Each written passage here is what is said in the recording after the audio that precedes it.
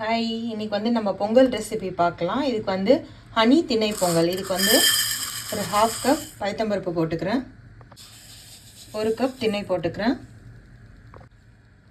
இப்போ இது ரெண்டுத்தையும் சிம்மில் வச்சு ஒரு 5 மினிட்ஸ் நல்லா ரோஸ்ட் பண்ணிக்கலாம்.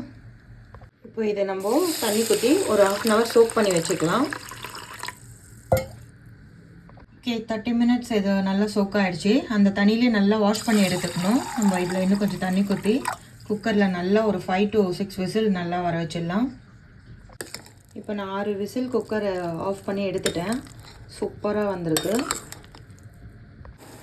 இப்போ இதில் வந்து ஜாக்ரி போட்டிருக்கேன். ஸோ அது சிரப் ரெடி ஆகட்டும். இப்போ நம்ம வேக வச்சதை வந்து இந்த ஜாக்ரி சிரப்பில் போட்டேன். இப்போ இதில் வந்து ஒரு 1/2 ஸ்பூன் ஏலக்காய் பவுடர் போட்டிருக்கேன். இப்போ நம்ம நெய்யில் முந்திரியும் திராட்சையும் ஃப்ரை பண்ணிடலாம். இப்போ ஒரு கப் ஃபுல்லாக ஹனி குத்திக்கலாம். ஒரு 4 ஸ்பூன் நெய் கொத்திருக்கேன். ஸோ இன்னொரு 4 ஸ்பூன் நெய் கொத்திருக்கேன். நல்லா சிம்மில் வச்சு ஒரு 10-15 மினிட்ஸ் குக் பண்ணிக்கலாம். இப்போ நம்ம ரோஸ்ட் பண்ண முந்திரி திராட்சையை போடலாம். வாவ், யம்மியான ஹனி திணை பொங்கல் ரெடி. செம்ம சூப்பராக வந்திருக்கு. நீங்களும் இந்த பொங்கலுக்கு ட்ரை பண்ணுங்கள். எல்லாருக்கும் happy Pongal. Thank you so much.